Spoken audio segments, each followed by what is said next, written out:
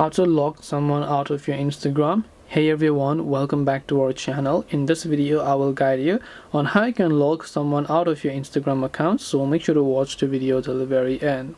So if you want to log someone out of your Instagram account, all you have to do is go ahead and then first of all make sure to launch the Instagram application here.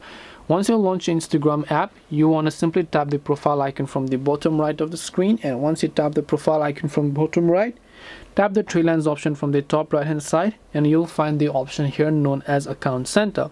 So just make sure to tap on the Account Center button. Once you tap on Account Center, if you want to log someone out of your Instagram, first of all you can go to password, and the easiest way to do that is by simply changing the password. When you change your password, everyone who's logged into your Instagram account will get automatically logged out.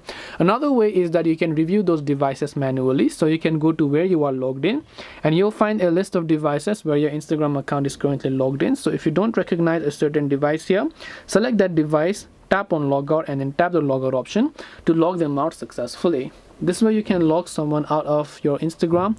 Hope this video is very helpful. If you have got any more questions, feel free to also leave them down below. Thank you for watching till the end of this tutorial, and see you soon in the next video.